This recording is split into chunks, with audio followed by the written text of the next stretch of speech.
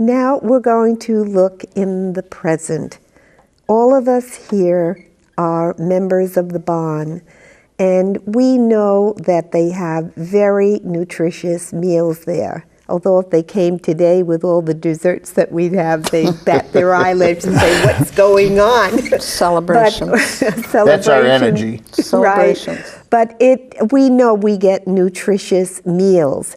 Now, Mr. Levin, you're part of Age Options. Could you tell us a little bit about what they do and how they help us maintain our nutritious life? Well, Age Options is one of 650 area agencies on aging nationally, and there's 13 in Illinois, and we're responsible for the suburban Chicago area within Cook County. And we receive funds from the Federal Older Americans Act as well as the Illinois Act on Aging to support a variety of services and programs. The largest funded program nationally is the Nutrition Services for Seniors, which started in 1968 in a reauthorization of the Older Americans Act. And we took over that program in the early 70s.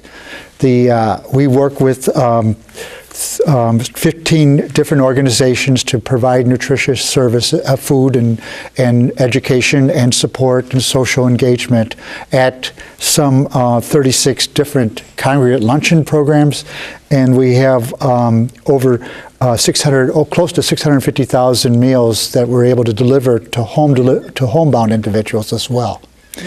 We have 7,800 people who come to luncheon programs every year in suburban Cook County, and they receive about 240,000 meals.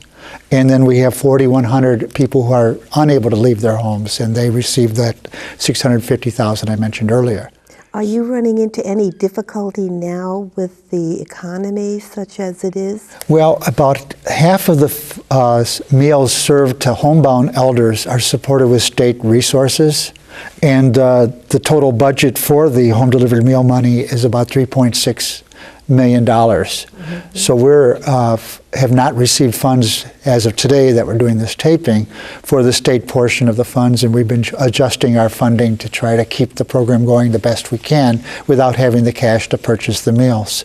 So that is a concern. We're hoping that the state will step up and catch up with their reimbursements, and that many older people who are homebound or who can benefit from being together with a group of vital, exciting, intelligent older people like this panel. Not so old, I'm sorry. We're young at heart. We'll be wide, that we'll be able to really establish and keep the programs going as they have in the past. Mm-hmm. But we are very proud of the fact that that people do receive 1/3 of their daily nutritional requirements through our programs, that they're balanced in terms of providing a blend of the right types of food, a lot of emphasis on fibers and fruits and juices, and as well as the classic protein and starches. Mm-hmm. And I think your youth, you're very happy now to be in this position where you can really promulgate what you learned as a child. And I think we're benefiting from it, from, going to the bond. The meals there are they're very nutritious, and they are, picked out and by nutritionists. Do you have anything to do with that, or are you just involved with the money or part of it? We have a registered dietitian who does approve all of the menus that are used in our programming, both in the homes as well as in the luncheon settings. And we have standards that are promulgated by the American Dietary Association for those who are over the age of 60. And we're responsible for assuring that our meals meet those standards. But most of the program itself is operated by the community, and the Community Nutrition Network is the organization that supports and plans and works with the Barn in Barrington. Barn in Schaumburg. Like the restaurant. You talk about a flashback in my childhood. The Barn in Schaumburg is through the Community Nutrition Network. We have, as I said, we have 14 other agencies that provide meals throughout the region. Well, we certainly are very, very thankful for everything that is happening. Do you have any questions you'd like to ask Mr. Levin? I have a question. I was sitting here thinking about, as you were talking about the economy, it hasn't been too long ago that we can remember the terrific spike in gas prices. What did that do to the Meals on Wheels program? The gas costs were, really impacted volunteers who would pick up meals and move them and bring them to the older people. And there was some extra costs involved to trying to compensate them for that burden. But volunteers who care about homebound seniors just seem to figure out ways when it's even the adversity kind of raise the commitment.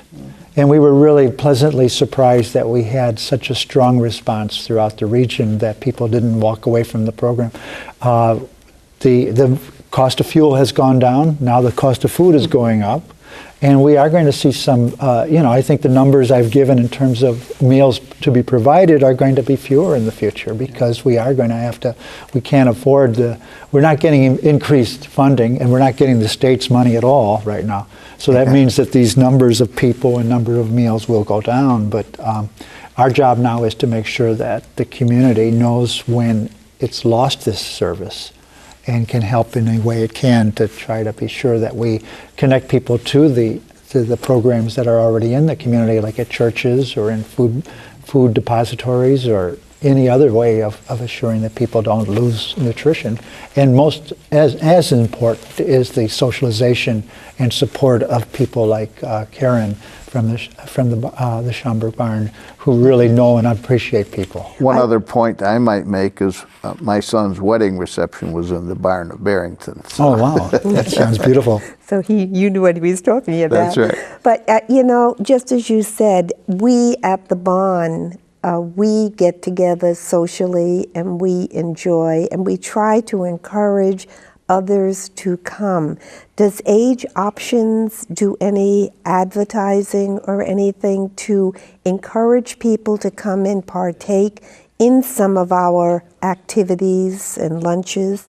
We talk about our programs and services and our role very respectfully from the perspective that we are a planning and administrative and coordinating organization, and we look to our community organizations to truly sell the program, to make sure that they're known and understood and supported. Many of our programs receive United Way funding as well as local municipal funding as well as contributions from their participants in addition to our funding and the state funding that we're able to generate. So we really don't our job is to make sure that the community knows the program, and the best way of selling the community is by the program in the community. Right. Mm-hmm. And that's kind of difficult, I would say, at times.